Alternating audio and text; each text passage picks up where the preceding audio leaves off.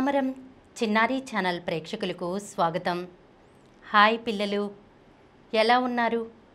నేను ప్రతి ఎపిసోడ్లోనూ చెప్తున్నట్లుగానే ఈరోజు ఎపిసోడ్లో కూడా మీకు ఒక మంచి నీతి కథ గురించి చెప్తాను. సరేనా? కథను వినటమే కాదు, అందులో ఉన్నటువంటి నీతిని గురించి తెలుసుకోండి.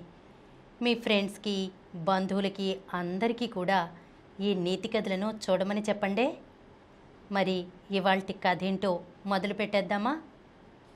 అనగనగా ఒక ఊళ్ళో సూరమ్మ అనే ఒక మహిళ ఉండేది పిల్లలు. ఆమెకు డబ్బు పిచ్చి బాగా ఎక్కువ. ఒక్క రూపాయి ఖర్చు చేయడానికి కూడా 10 సార్లు ఆలోచించే రకం.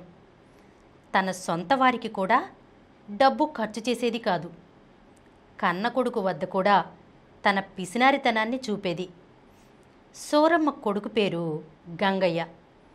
గంగయ్య చాలా తెలివైనవాడు, బాగా చదివేవాడు. ఒకరోజు గంగయ్య వాళ్ళ అమ్మ దగ్గరకు వచ్చి, నాకు మన ఊళ్ళో అందరికంటే ఎక్కువ మార్కులు వచ్చాయమ్మా, అందుకని మా ఉపాధ్యాయులంతా నన్ను పట్నానికి వెళ్ళి పై చదువులు చదవమని సలహా ఇచ్చారు. నువ్వు అనుగ్రహించడం మాత్రమే మిగులుందమ్మా అంటాడు. అప్పుడు సూరమ్మ, వాళ్ళకేరా ఎన్నైనా చెబుతారు, డబ్బు ఖర్చు పెట్టి చదివించాల్సింది నేనేగా, డబ్బుంది కదా అని పై చదువులు చదువుతానంటే ఎలా? రేపటి నుండి ఇంట్లో కూర్చుని ఈ ఇంటిని, ఆస్తిని చూసుకో అంటుంది. అప్పుడు గంగయ్య, అమ్మా అలా అనకమ్మా, డబ్బు గురించి ఆలోచించాల్సిన సమయం కాదు ఇది. నన్ను గనక చదివించావంటే ఇంతకంటే ఎక్కువ డబ్బు సంపాదిస్తాను అంటాడు. దానికి సూరమ్మ, ఇలాంటి మాటలు చెప్పడం చాలా సులభంరా. నాకు నీపై నమ్మకం కంటే డబ్బు మీదే పిచ్చి ప్రేమ. నువ్వెంత అడిగినా నీ చదువుకు నేను 1 రూపాయి కూడా ఇవ్వను. నువ్వు రేపటి నుండి మన పొలాలను, ఫ్యాక్టరీలను చూసుకోవాలి. ఇదే నేను నీకు అప్పగిస్తున్న బాధ్యత అంటుంది. సూరమ్మ మాటలకి గంగయ్య చాలా బాధపడతాడు పిల్లలు. కానీ తల్లికి ఎదురు చెప్పలేక తల్లి అప్పగించిన బాధ్యతలని నిర్వహిస్తూ ఉంటాడనమాట. ఒకరోజు గంగయ్య పొలంలో పనివాళ్లతో పనులు చేయిస్తూ ఉంటాడు. పని పూర్తి చేసుకుని ఇంటికి వెళ్తాడు. అప్పుడు సూరమ్మ, ఇదిగో గంగయ్య, ఎలాగో ఇంటి బాధ్యతలను చూసుకుంటున్నావు కదా, నీకంటూ ఒక తోడు చాలా అవసరం. అందుకే నేను నీకు పెళ్లి సంబంధాలను చూస్తున్నాను. త్వరలోనే నీకు పెళ్ళి అంటుంది. అప్పుడు గంగయ్య తల్లితో, ఏదైనా నీ ఇష్ట ప్రకారమేగా జరిగేది, ఈ మాత్రం దానికి నా అనుమతి అడగడం దేనికి? నీ ఇష్టం వచ్చినట్లు చెయ్యని అక్కడి నుంచి వెళ్ళిపోతాడు. ఇక సూరమ్మ గంగయ్య కోసం పిల్లని వెతకడం ప్రారంభిస్తుంది. అలా సూరమ్మ అదే ఊరిలో ఉండే రాములమ్మ ఇంటికి వెళ్ళి ఆవిడతో మాట్లాడుతుంది. చనిపోయిన నీ భర్త మా ఫ్యాక్టరీలోనే పనిచేశాడు. గుండెపోటుతో చనిపోయిన సమయంలో నేను మీకు ఏమీ చేయలేకపోయాను, అందుకే ఇప్పుడు వచ్చాను. నీ కూతురుంది కదా రమ్య, రమ్యని మా గంగయ్యకిచ్చి పెళ్లి చేయమని అడగడానికి వచ్చాను అంటుంది. అప్పుడు రాములమ్మ, మా రమ్య నిజంగా అదృష్టవంతురాలు. మీలాంటి పెద్దింటి సంబంధం వస్తుందని మేము కలలో కూడా ఊహించలేదు. తండ్రి లేని పిల్ల కదా అని ఆదుకుంటామని ముందుకొచ్చారు. నేనెందుకు కాదంటానని చెప్పండి అంటుంది. అప్పుడు సూరమ్మ ఆమెతో, నేనొచ్చి సంబంధం అడిగానని కట్నం అడగలేదని అనుకోకండి. డబ్బు విషయంలో నేను చాలా ఖచ్చితంగా ఉంటాను. మీ అమ్మాయిని కనుక పెళ్లి చేసుకోవాలి అనుకుంటే మీరు నాకు 4 లక్షల రూపాయలు కట్నంగా ఇవ్వవలసి ఉంటుంది అంటుంది. అప్పుడు రాములమ్మ, 4 లక్షల రూపాయలా? మా వద్ద అంత డబ్బు ఎక్కడ ఉంది? అంత డబ్బు ఉండుంటే ఈ పాటికి నా కూతురి పెళ్ళి ఎప్పుడో చేసి ఉండేదాన్ని. అది లేకే ఇలా ఆగి ఉన్నాను. అంత డబ్బుని నేను ఎక్కడి నుండి తేగలను చెప్పండి అంటుంది రాములమ్మ. దానికి సూరమ్మ, చూడు రాములమ్మ, ఈ కాలంలో పిల్ల ఎంత లక్షణంగా ఉన్నా డబ్బు లేకపోతే పిల్లని చూడ్డానికి కూడా పెళ్లివారు రారు. డబ్బుంటేనే పనులు జరుగుతాయి. నువ్వే ఏదో ఒకటి చేసి కట్నం డబ్బులు ఏర్పాటు చేసుకో. ఒక్కసారి నీ కూతురు గనుక మా ఇంటికి వచ్చేస్తే ఇక మహారాణిలా తిరుగుతుంది. ఆపై నీ ఇష్టం అని అక్కడి నుండి వెళ్ళిపోతుంది పిల్లలు. అలా సూరమ్మ చెప్పడంతో రాములమ్మ ఆలోచనలో పడుతుంది. తన వద్ద ఉన్న బంగారాన్ని కూతురు కోసం అమ్మాలని నిర్ణయించుకుంటుంది. అప్పుడు రమ్య, అయ్యో ఏంటమ్మా, ఈ నగలు మీ పూర్వకాలం నుండి వస్తున్నాయని, ఎటువంటి పరిస్థితుల్లోనూ అమ్మకూడదని నువ్వేగా చెప్పావు. ఇప్పుడు వీటిని అమ్మడం అంత అవసరమా? నేను ఆ డబ్బు మనిషి అయిన సూరమ్మ ఇంటికి కోడలిగా వెళ్ళాలని అనుకోవడం లేదు అంటుంది. అప్పుడు రాములమ్మ కూతురితో, అలా అనకూడదమ్మా.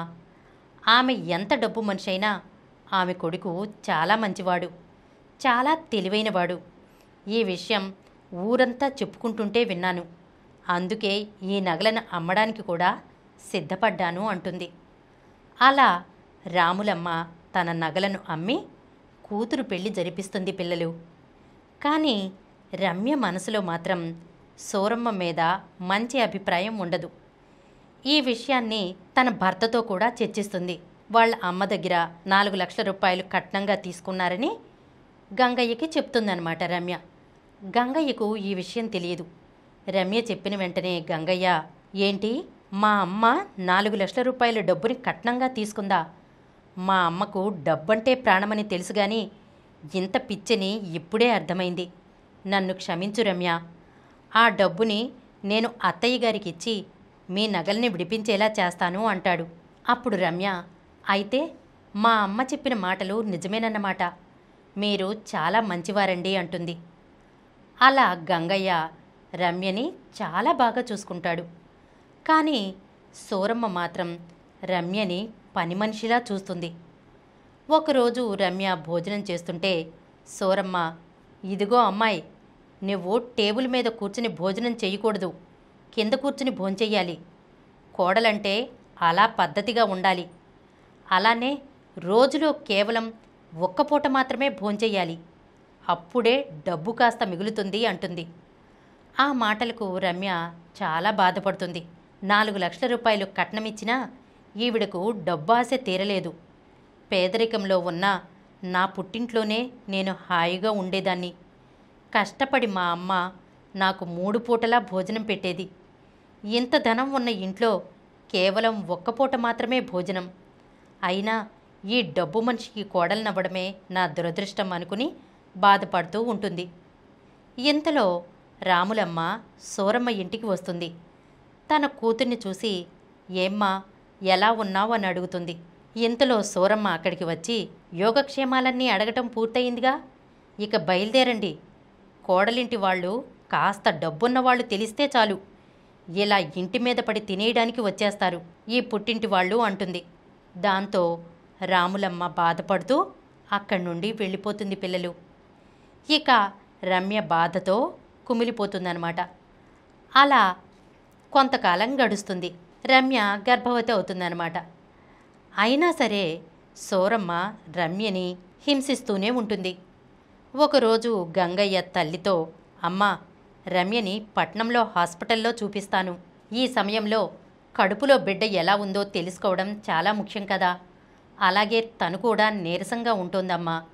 అందుకు కాస్త చికిత్స తీసుకుంటే మంచిది కదా అంటాడు. దానికి సూరమ్మ, అరే, చాలా విడ్డూరంగా ఉందిరా. మా కాలంలో ఇలాంటి పరీక్షలేవీ లేకుండానే పిల్లల్ని కన్నాం. కానీ నేటి తరం పిల్లలు చాలా హడావుడి చేస్తున్నారు. చూడరా, నేను వాటి కోసం అంత డబ్బు ఖర్చు పెట్టాలని అనుకోవడం లేదు. ఒక్క రూపాయి కూడా నీ భార్య కోసం ఇవ్వను అంటుంది. ఆ మాటలకు రమ్యకి గంగయ్యకు చాలా కోపం వస్తుంది పిల్లలు. కానీ ఏమీ చేయలేకపోతారన్నమాట. ఇలా కొంతకాలం గడుస్తుంది. నిండు గర్భిణి అయిన రమ్య చేత ఇంటి పనులన్నీ చేయిస్తూ ఉంటుంది సూరమ్మ. ఒకరోజు రమ్య పనిచేస్తూ కాలు జారి పక్కకు పడిపోతుందన్నమాట. దాంతో అప్పుడు రమ్య నొప్పితో ఏడవడం మొదలు పెడుతుంది. అది చూసినటువంటి గంగయ్య, రమ్య, పద ముందు హాస్పిటల్కి వెళ్దామంటాడు. దానికి సూరమ్మ, హాస్పిటల్కి తీసుకెళ్లాల్సిన అవసరమేమీ లేదు. కాస్త నీరు తాగితే సరిపోతుంది. నీ భార్యని హాస్పిటల్కి తీసుకెళ్తే చాలా ఖర్చవుతుంది. ఇప్పుడు అంత ఖర్చు అవసరమా ఏంటి అంటుంది. తల్లి మాటలకు గంగయ్యకు చాలా కోపం వస్తుంది పిల్లలు. అప్పుడు గంగయ్య తల్లితో, అమ్మా, నువ్వు రమ్యని ఎన్ని కష్టాలు పెడుతున్నా తల్లివని సహిస్తూ వచ్చాను.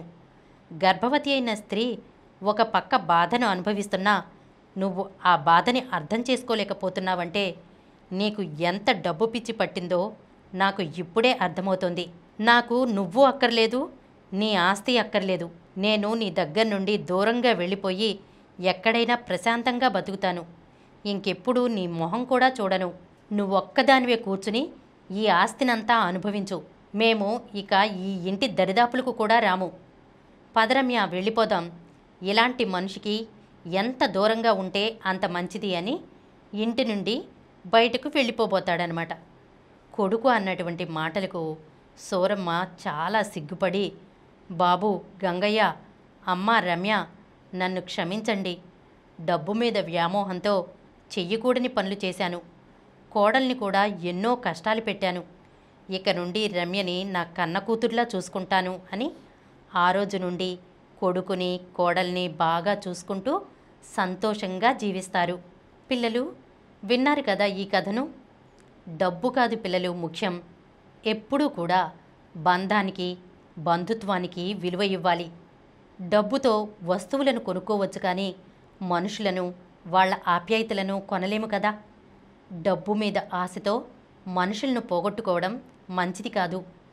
ఎంత డబ్బు ఉన్నా పొందలేని సంతోషం ఉన్న దాంట్లో తృప్తిగా జీవించడంలోనే ఉంటుంది. డబ్బున్న వాళ్లే గొప్పవాళ్ళు కాదు పిల్లలు. పక్క వాళ్ళు కష్టాల్లో ఉన్నప్పుడు చెలించి స్పందించేవారే గొప్పవాళ్ళు. నేను మీకు ప్రతి ఎపిసోడ్లోనూ కొన్ని మంచి మంచి నీతి వాక్యాలు చెబుతూ ఉంటాను కదా పిల్లలు. నీతిగా నిజాయితీగా ఉండాలి. అబద్ధాలు ఆడకూడదు. ఎవ్వరిని మోసం చేయకూడదు. సత్ప్రవర్తనతో మెలగాలి. సరేనా? ఇలాంటి మరొక చక్కని నీతి కథతో వచ్చే ఎపిసోడ్లో కలుసుకుందాం.